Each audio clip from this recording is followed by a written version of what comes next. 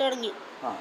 Daniel 6:17 ദാനിയേലിനെ കുറിച്ചുള്ള വിധിമാറ്റം വരാതിരിക്കാൻ കുഴി ഒരു കല്ലുകൊണ്ട് അടയ്ക്കുകയും രാജാവിൻ്റെയും പ്രഭുക്കന്മാരുടെയും മോതിരങ്ങൾ കൊണ്ട് അതിനെ മുദ്ര വയ്ക്കുകയും ചെയ്തു. രാജാവ് കൊട്ടാരത്തിലേക്ക് പോയി.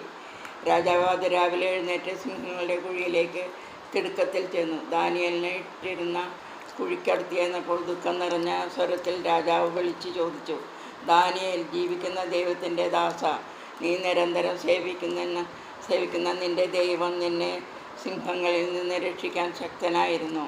ദാനിയേൽ രാജാവിനോട് പറഞ്ഞു, രാജാവ് നീണാൽ വാഴട്ടെ. തൻ്റെ മുൻപിൽ ഞാൻ കുറ്റമറ്റവനാണെന്ന് കണ്ടതിനാൽ എൻ്റെ ദൈവം ദൂതനെ അയച്ച് സിംഹങ്ങളുടെ വായടച്ചു. അവ എന്നെ ഉപദ്രവിച്ചില്ല. രാജാവ്, നിൻ്റെ മുൻപിൽ ഞാൻ നിരപരാധനാണല്ലോ. അപ്പോൾ രാജാവ് അത്യധികം സന്തോഷിച്ച് ദാനിയേലിനെ കുഴിയിൽ നിന്നും പുറത്തു കൊണ്ടുവരാൻ കൽപ്പിച്ചു. ദാനിയേലിനെ കുഴിയിൽ നിന്നും കയറ്റി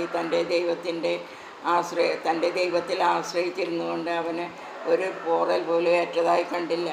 ദാനിയേലിനെ കുറ്റം വിധിച്ചവരെയും അവരുടെ ഭാര്യമാരെയും കുട്ടികളെയും രാജകൽപ്പന പ്രകാരം കൊണ്ടുവന്ന് സിംഹത്തിൻ്റെ കുഴിയിൽ എറിഞ്ഞു.